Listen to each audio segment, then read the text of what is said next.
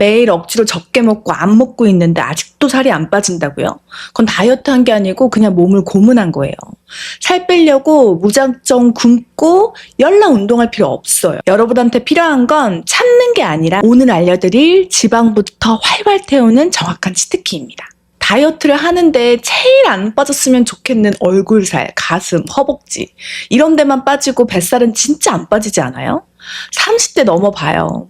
20대까지는 저녁만 안 먹어도 다음날 뱃살이 쏙 들어갔는데 요즘은 며칠 굶고 운동 빡시게 해도 배는 그대로 있을 기세야.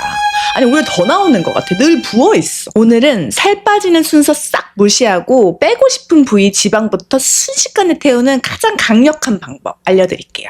그 전에 살 빼려면 보통 뭐부터 해야 된다고 생각하나요? 과거에 저도 당연히 식단을 먼저 생각했어요. 식단, 운동이요. 완전 틀린 말은 아니에요. 하지만 지방이 압도적으로 빨리 타려면 식단보다 혈당부터 잡아야 돼요. 알고 계셨나요? 자, 먼저 지방이 왜 쌓이는지, 그리고 우리 몸이 언제 저장된 지방을 적극적으로 꺼내 쓰는지 알아야 돼요. 그리고 그 원리를 이해하면 살을 빼기 위해서 무작정 굶을 필요가 없다는 것도 알게 될 거예요. 오늘은 살 빠지는 순서만 기다리지 않고 우리 몸이 저장된 지방을 꺼내 쓰기 좋은 환경을 만드는 가장 쉬운 방법 알려드릴게요. 먼저 지방이 도대체 어떻게 쌓이는지 먼저 알아볼까요? 여기서 딱 하나만 기억하세요. 바로 혈당입니다. 우리가 음식을 먹으면 혈당이 올라가는 건 정상이죠. 문제는 혈당이 올라가는 것 자체가 문제가 아니에요.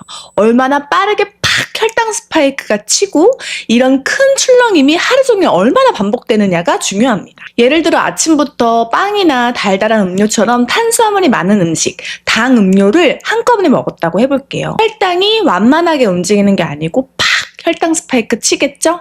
이렇게 식후 혈당이 빠르게 크게 상승하는 현상을 흔히 우리는 혈당 스파이크라고 부르고 있습니다.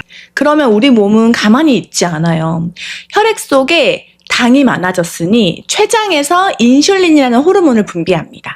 인슐린은 혈액 속 포도당이 세포에서 이용되도록 세포 안으로 쑥 집어넣어주는 역할을 하거든요. 근데 문제가 있어요. 이런 상황이 하루에 한 번으로 끝나지 않는다는 거예요. 아침에 빵, 조금 있다가 달달한 커피, 점심 먹고 디저트, 오후에는 과자, 저녁 먹고 또 술 한 잔 먹을 때마다 혈당이 팍팍 올라갔다가 내려오고 또 먹으면 올라갔다가 내려오고 말 그대로 혈당이 하루 종일 롤러코스터 타는 거예요. 그리고 이렇게 혈당이 빠르게 올라갔다가 내려오는 과정에서는요, 허기도 음식이 땡기는 것도 더 강하게 느껴져요. 분명 밥 먹은 지 얼마 안 됐는데 또 뭐가 먹고 싶고 갑자기 단 게 땡기고 배가 고픈 건 아닌데 입이 심심하고 이런 경험 다 있으시죠? 흔히 말하는 가짜 배고픔이에요. 그럼 우리 또 먹죠. 그럼 또 혈당이 팍 치죠. 그럼 또 인슐린이 막 미친 듯이 나와서 혈당을 내려놔요. 그러면 또 뭐가 땡기죠. 그래서 다시 먹습니다. 결국 먹고 혈당 스파이크 치고 팍 떨어지고 다시 먹고 이런 패턴이 만들어진다는 거예요. 제가 다이어트 할 때 혈당 관리를 중요하게 말씀드리는 이유가 바로 여기 있습니다. 혈당을 관리한다는 건 단순히 혈당 숫자를 낮추자는 게 아니고요. 혈당 스파이크를 막아서 가짜 배고픔을 자연스럽게 줄이고 전체 먹는 양을 자연스럽게 관리하자는 거예요. 자꾸 가짜로 배가 고프고 자꾸 뭐가 먹고 싶은 마음이 생기는데 억지로 참는 거 우리 힘들잖아요. 애초에 가짜 배고픔을 잡는 거예요. 이게 진짜 중요합니다. 그리고 여기서 더 중요한 게 있어요. 이렇게 계속 들어온 에너지가 남으면 어디로 갈까요? 우리 몸에는 일종의 에너지를 저장하는 냉장고와 냉동고가 있다고 생각하시면 돼요. 당장 먹을 음식은 식탁 위에 올려놓죠. 조금 있다 먹을 음식은 냉장고에 넣어두고요. 그리고 음식이 많아서 남을 것 같으면 오랫동안 보관하기 위해서 냉동고에도 넣습니다. 우리 몸도 비슷해요. 음식을 먹으면 탄수화물은 소화되면서 포도당이 되어 혈액으로 들어옵니다. 쉽게 말하면 당장 먹을 음식이 식탁 위에 올려져 있는 거예요. 당장 사용하는 에너지인 거죠. 그래서 일부는 간과 근육의 글리코겐이라는 형태로 저장됩니다.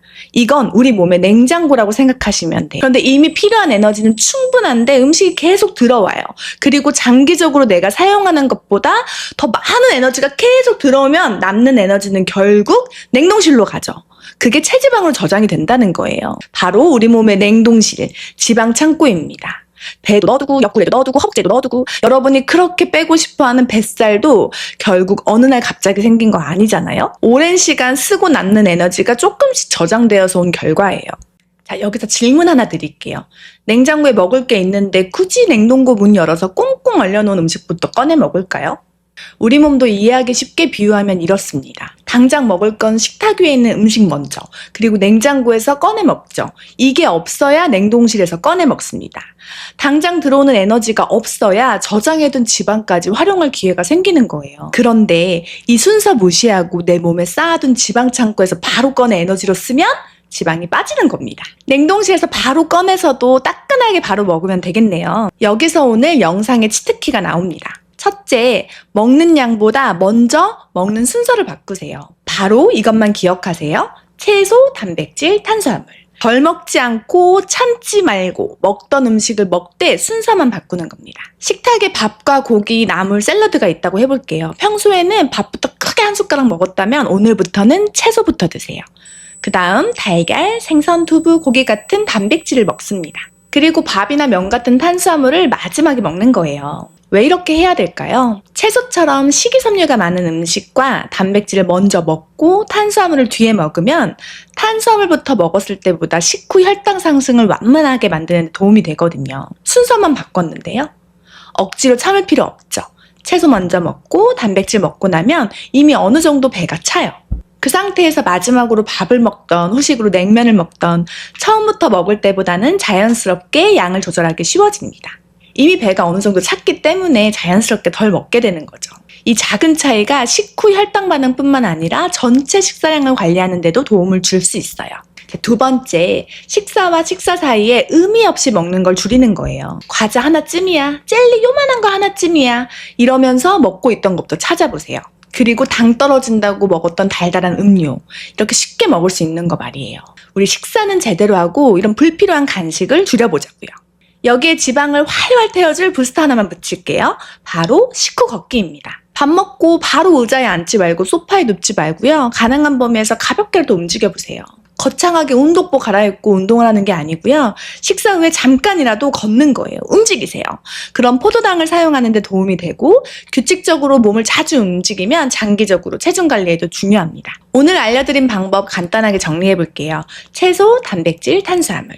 그리고 불필요한 간식은 줄이고 내가 뭘 먹었으면 움직인다. 지금까지 복잡하게 생각했던 다이어트 방법 싹 잊어버리세요. 그래서 결국 뱃살은 언제 빠진다고요? 중요한 사실은 이거예요. 전체 체지방이 줄어드는 시간이 충분히 쌓이면 뱃살은 당연히 줄어듭니다. 그렇기 때문에 우리가 집중해야 하는 건 어떻게 하면 내 몸에 저장해 놓은 지방 창고에서 지방을 에너지로 먼저 활활 태워낼 수 있을까? 이 질문을 해야 합니다. 양심적으로 이 뱃살이 하루 만에 만들어진 게 아니잖아요. 냉동실만 가서 보세요. 이게 하루 만에 채워진 건가요?